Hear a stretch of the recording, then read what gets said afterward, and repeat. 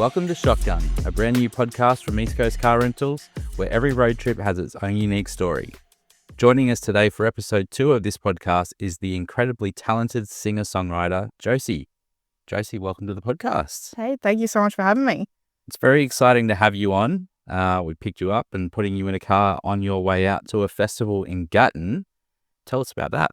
Yeah, I'm playing at my second year at the Lights on the Hill Memorial and Convoy in Gatton, which is super exciting.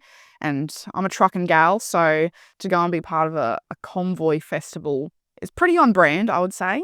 And yeah, last year I had a few little pinch me moments and I feel like I was just starting out. So I'm really excited to see what happens this year now that I've got a little bit more of a name for myself and I've got some more truckin songs out there for all the truckies to listen to. But one of my little moments from last year, I was standing at the meet and greet like merch selling area, and I stood there for 2.5 hours signing and selling merch, and that just blew me away because I had released music for like 12 months maybe, and to have like that sort of support behind me at a festival, which was probably one of my like first festival sort of performances, was just such a pinch me moment. I couldn't believe it. So it's pretty special, this festival. Well, it's been a big few years for you. How long have you even been doing music for? Because the last 2 years has been amazing. So 2 years. Actually, I think it's been a little bit longer than 2 years that I've been releasing music, but I've been playing music ever since I was a little kid. I've played guitar since I was 10. Singing probably when I came out the womb.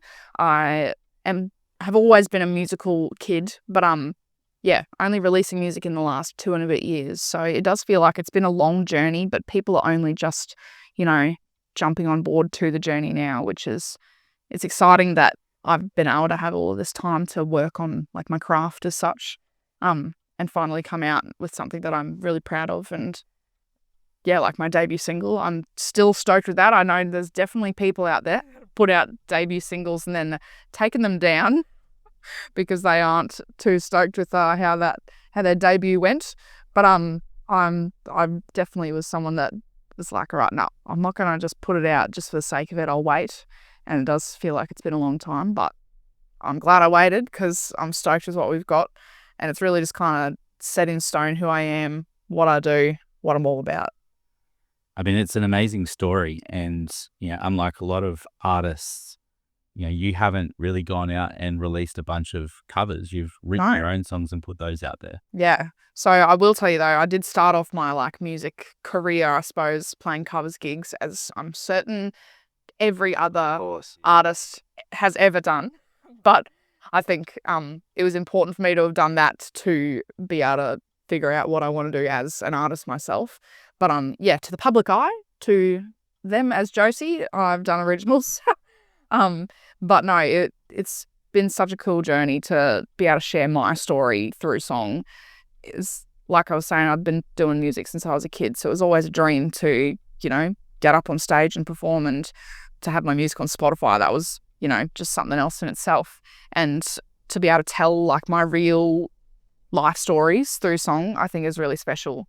Because I know everyone knows there's plenty of songs out there full of cliches, and mine definitely are. But being able to tell my story and feeling really authentic to that has been really cool. I think too, in the country genre, there is a lot of cliches around boots and utes and all those sorts of things. But as you mentioned, you're very much about trucks. So how you've incorporated that into your music, I think, is quite amazing. You're a very talented songwriter as well. Your lyrics are incredible. Thank you. But tell us more about Freight Man. Is that your debut single? No, it was my second single. So when I went to the studio, I recorded Freight Man and Down Here in the same week. So it was kind of the battle of, which one's going to be the debut? And I wanted Down Here to be the debut because it wasn't kind of like just boxing me into being just a truck singer. But it also kind of just opened up the world of trucks, because the first like lyric is talking about a truck isn't a 4x4 in Australia. It's a 18-wheeler, which I copped so much backlash over. It's not funny. And being my debut single, it was like, okay, is this what I'm in for the rest of my life doing this? Like the hate comments for real. And that when I put Freight Man out straight after it, they're like, is this the girl that was talking about trucks having 18 wheels and now all of a sudden you grew up in one? Like, I did grow up in one, I'll have you know, and 18 wheels is just a phrase. Because I'm sure if someone said to you 18-wheeler, you'd think a truck. You wouldn't think a ute, would you? So no, that was the story of that. But I am glad that I put down here at first because it did kind of open up that can of worms for me and also made me realize, like, in the marketing sense that, like, all those people commenting about trucks not having 18 wheels in Australia really boosted that algorithm for me and, like, put my songs in front of people it probably wouldn't have if they didn't do that. So it was a win situation for me. I guess the thing is too, you didn't just wake up and randomly decide to start writing music about trucks. You have a very personal attachment to the words in your songs and why you write about trucks. Do you want to talk us through that a little bit? Yeah, so my elevator pitch, I tell people, is I grew up driving around in a road train all across Queensland, Northern Territory, Western Australia with my dad. And we were talking about it this morning with my mum. My mum also drove trucks, and I feel like I've failed to mention that throughout places, but she used to help Dad drive, doing two-up driving. But anyway, that's a story for another time. So I grew up driving around in a truck with my parents, Dad mostly, and every school holidays we'd get in the truck and we'd go for a cruise around, and like all my childhood pictures are around trucks. Mum and Dad used to have a truck business, freight business, sorry, hence Freight Man.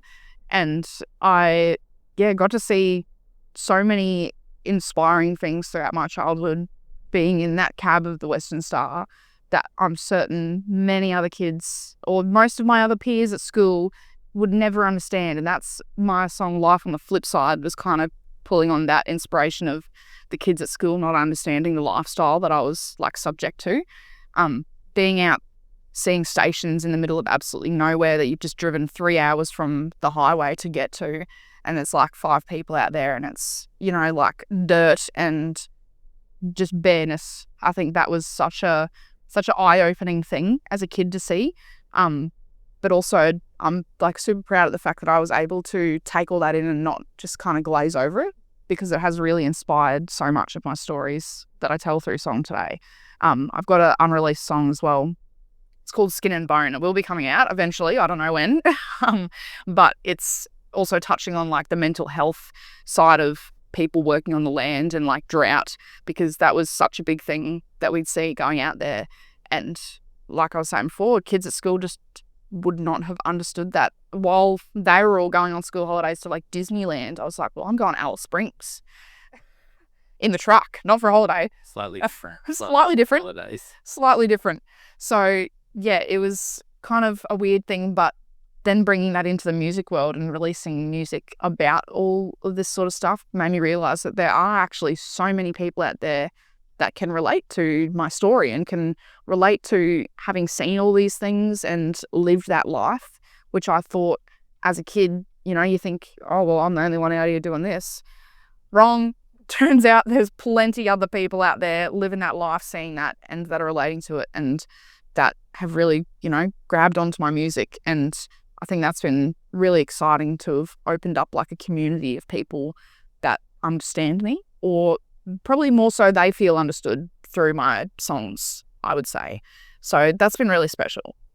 Yeah, I think especially in that song Freight Man, I mean, in all of the songs, you know, it doesn't matter whether you grew up the same way in a family that drives trucks or anything like that. There's a unique story that's being told about a family growing up in Australia as well. Yeah. And I think that's what resonates with people. Absolutely. So you're Townsville born and bred? Yes, I am. Townsville born and raised, which was definitely the gateway to heading out west, because you got Townsville, you got north, we got Cairns, we got Mackay south, and then you head out west and you just keep on trucking out there, and all of a sudden you're in Kununurra, Western Australia. That's how it felt anyway when we were driving. You're actually a good guest to have on a car rental podcast, because most of our customers, they're all going on road trips. Many of which on roads for the first time. You've probably seen more than most people on our roads. Yeah. Is that a favourite trip, a favourite destination, a favourite place to be? I do, and I like it's a favourite, but it's one that I haven't seen in years and years, and like I'm itching to get back out there, and I think it's been really tricky. Like wanting and desiring to go for a truck trip, but being so busy now that it's just not even possible to find a week where I could head out in the truck and potentially get stuck in the desert. Like, I can't risk it. And I'm like, I really want to, because one of my favorite places out in Northern Territory, Devil's Marbles, that's like such an insane place, like off the highway. And that's why I said that, because it's on like the highway, not so much a destination. And it is just something like absolutely unreal. I can't even think about how to put into words, like something you have to see.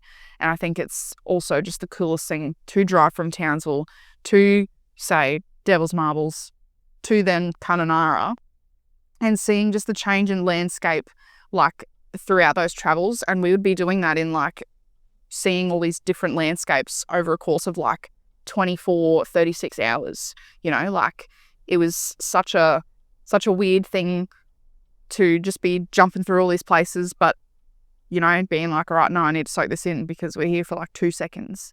But I absolutely loved going back and forth through there, because you'd come back the second time and go, oh, I didn't see that there. Oh, that was nice. Oh, I love that boab tree. That was a really cool thing too, seeing the boab trees when you start like getting closer to WA. I think that's the coolest thing ever. So no, I've seen quite a few highways, and that's also a lyric in one of my songs, actually.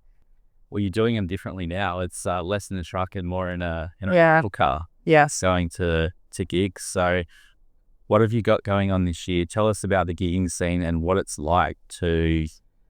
You're essentially not trying to be discovered. I think you've been discovered, but trying to make your mark in Australian music and country music. No, that's absolutely what I'm going for. And I think Lights on the Hill for me this weekend is definitely a big part of my year. Hoping to make more of that mark on some truckies, but also next weekend I'm actually back down this way for another like sort of festival thing. It's like a charity event supporting mental health in the transport industry.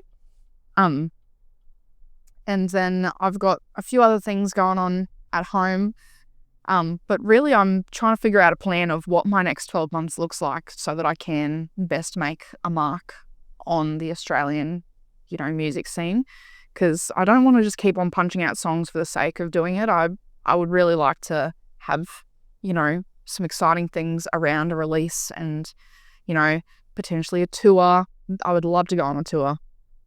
And I think all those things as like a independent, self-managed, self-booked artist, it is really tricky. That's a lot. And it's a lot. Mate, you've got to write music and make music as well. Oh, that's honestly been the hardest thing to juggle for me at the moment. Is I feel like I haven't been as creative as I should be, because my job is literally songwriter, and I feel like I'm not doing that. I'm like really having to focus on all the business aspects at the moment, and that's kind of like taking over my brain.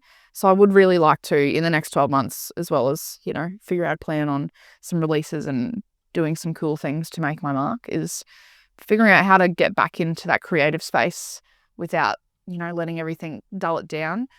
And I mean, a truck trip would probably help that.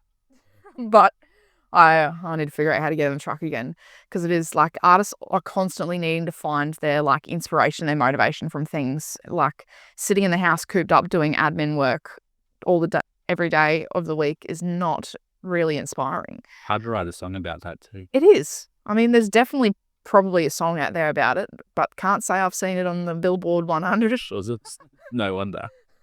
So no, I think that's going to be the next 12 months, is figuring out a balance as well of how to do it all. And it's really tricky to do it all. I probably won't be doing it all. It's probably more so let's find some people that can help me and be part of my team.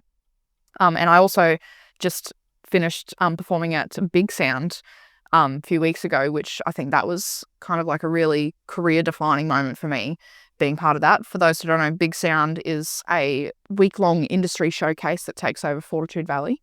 And it is just absolutely insane, for starters, for like artists that are emerging and looking to build a team, because it is pretty much putting you in front of all of these industry professionals and like stakeholders and whatnot in an opportunity that you would not normally get, because like I was singing to rooms full of like label managers, booking agents, managers, like all those sorts of people. It was just full of industry heavyweights, and they bring in industry people from like overseas as well. They tell you to look at it as like an international showcase because they have got all these international people coming over to, you know, see what's going on, what's happening in Australian music, finding, you know, people that are best suited as music exports. So it was a really exciting week for me to be part of that and put my music in front of industry people.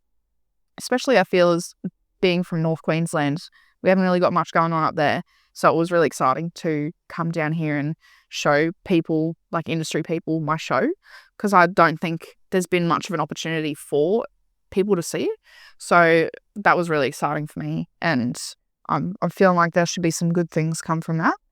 Well, especially it being a major city. Like, did you ever imagine that, you know, this girl from Townsville would be singing country music in one Fortitude Valley? of cities? No, I did not. Like, I know I've applied for Big Sound before, and I never really knew much about what it was, and I definitely wish that I had attended it before showcasing at it because it was really overwhelming. Like, there's so much going on, and it was just absolutely insane. So I was really excited to be part of it. But no, it was very special for regional North Queensland gal to go and showcase and wave the regional flag to in a major city for a festival. It was awesome. And what do you put that down to? I guess this surge of country music popularity, even in places like Brisbane and, you know, widely around the world. I think it's happening. But you know, have you seen those Spotify streams lift? You know, I found you on a country music playlist that was sort of curated with some of America's biggest heavy hitters. Yeah. And then this song comes on and I'm like, I think she's from Australia. She's talking about trusting Townsville. Yeah. And here you go. You know, I think it's kind of something that still probably really hasn't sunk in to me as like how my music has reached such far places. Because yeah, Freight Man got onto a bunch of editorial playlists by Spotify in with these big dogs from America, which like that definitely generates a lot of streams. Being part of editorial playlists is like a make or break sort of situation. I think a lot of artists feel. I definitely feel that because I've had songs that haven't made the editorial playlists and have not performed anywhere near as well as the ones that have. So getting on those playlists, really big deal. And yeah, for Freightman to get on those, I know Freightman got onto a playlist on Apple Music that was curated by CMA, which is Wow. America's like country. I don't even know what it stands for, to be honest. Music Association. Probably. God, fake fan here. But it was curated by them and it was in with like all these other American artists. And I was like, how did I end up in that? I don't know. But that I just felt was really, really exciting that people in America were listening to it and, you know, putting me in their playlists. And yeah, a lot of my like listeners from Freightman and down here were actually from America as well, which that blew me away. I thought I'd probably have 12 listeners in Brisbane, maybe 40 in Townsville, but no, I had thousands of listeners, and yet that just blew me away. I couldn't believe it. So just goes to show you the power of a good story. Yeah, it does. And I think that was a big thing as well. Is I had a lot of people reaching out to me, like artists or emerging artists and whatnot, asking like, how did you do this? Because Freightman went viral on TikTok, and that's what I think really sent it off. And honestly, Freightman's had the most organic streams versus the other songs. So editorial playlists didn't necessarily make Freightman stream well. I had a lot of organic ones, which had obviously come from being viral on TikTok. But being viral on TikTok, a lot of artists are really trying to get that. Like so many people are vying to get a viral video, and it's like people wanting to know what is the recipe for a viral video. And it's like, I don't know how this went viral. I think my best thing to tell anyone that's trying to do so, and what I think got it over the line, is just being real. Because there is so much like fake or like, you know, forced, maybe. Yeah, forced. I think we know what we're talking about. Yeah. That sort of stuff getting around, and it's like people really connect with real. They want raw and authentic, and people can see right through stuff that isn't real. So I think that was a big part of it. And what really got it over the line was they're like, oh, this chick's singing about like a real true story about her life, growing up in a truck. It's raw, it's authentic. Talking about her dad. Yeah, let's give it a listen. I think that was the biggest takeaway for me, and what I have told many people is just be real. That's what you got. Well, it's definitely a song that hits you in the feels, so I think that helps. Yes, and no, Dad coined it the Onion song from when I very first wrote it. So I wrote it like 8 years ago, actually. Wow. 7 years ago, 2018, 7 years ago. And it was my very first co-write that I'd ever written. I wrote it with Travis Collins, who's multiple Golden Guitar Award winner. And I was 15. And that's incredible. I was terrified sitting in that room with him because I was like a fangirl.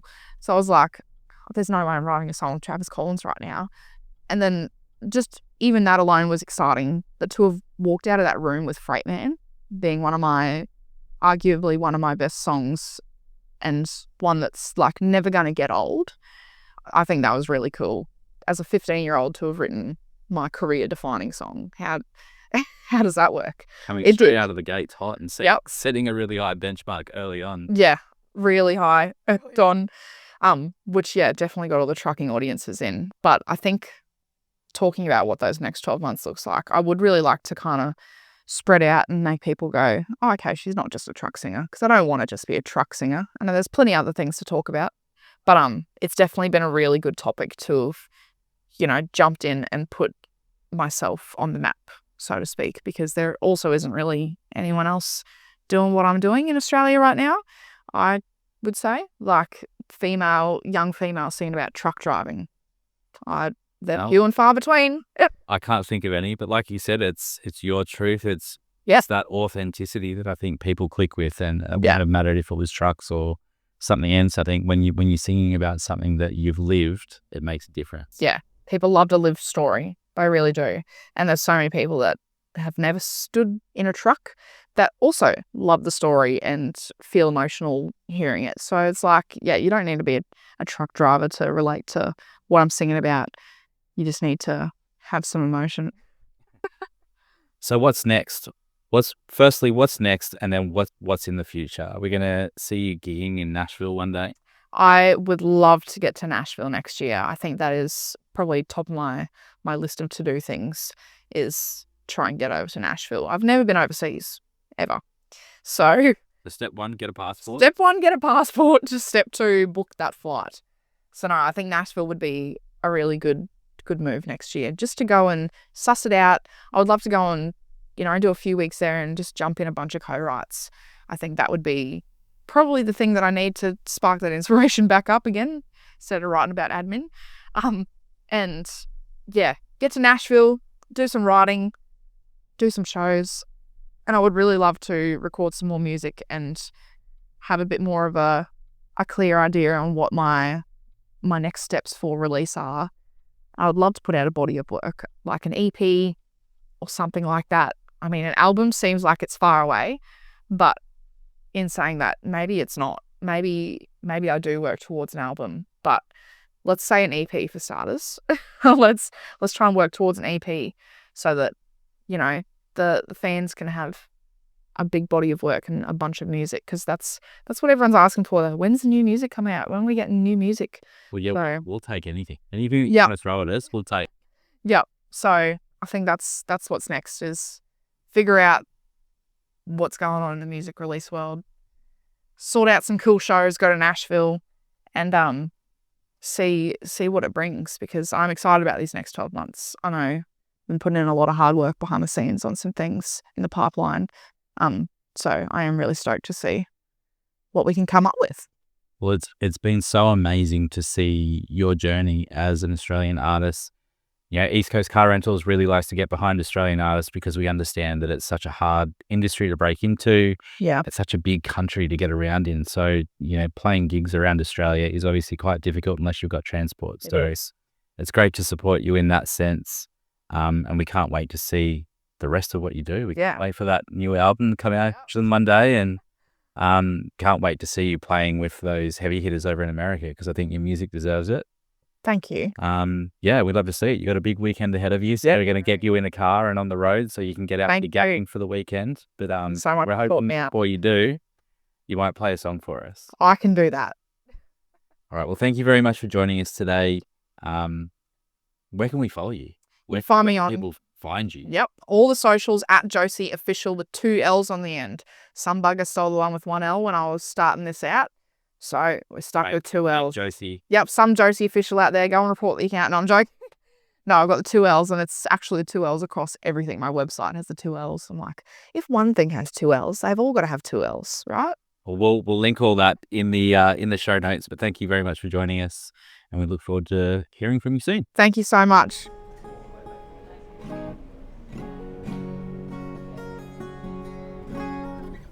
All right.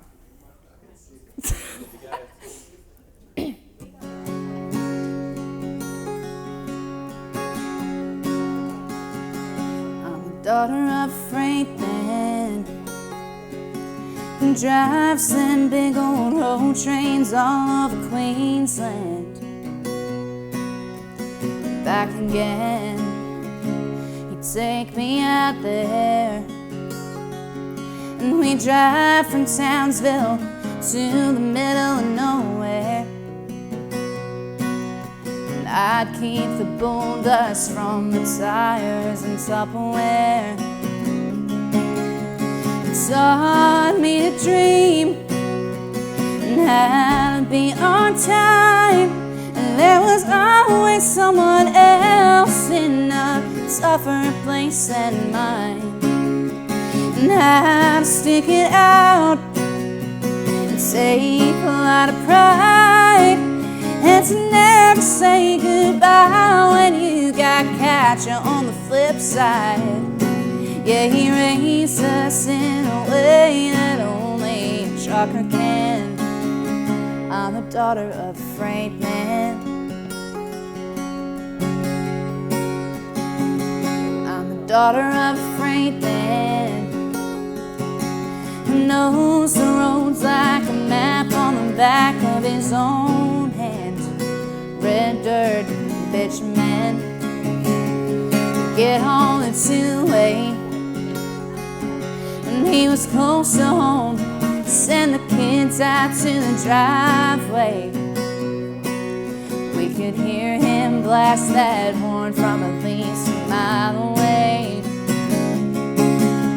He taught me to dream and how to be on time, and there was always someone else in a tougher place than mine, and how to stick it out and take a lot of pride, and to never say goodbye when you got catcher on the flip side. Yeah, he raised us in a way that only a trucker can. I'm the daughter of a freight man.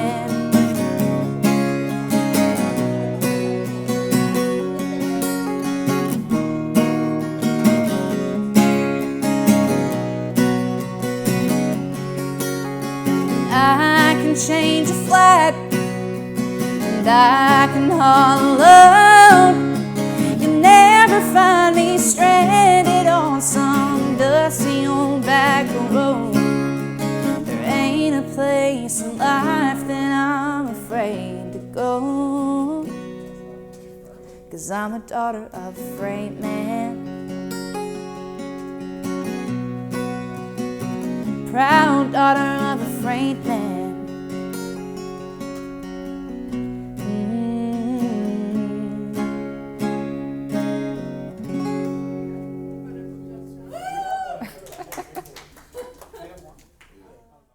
Mate! Mate! Mate! Mate! Enjoy Mates rates every day with East Coast Car Rentals. Simply book direct and enjoy your savings. eastcoastcarrentals.com.au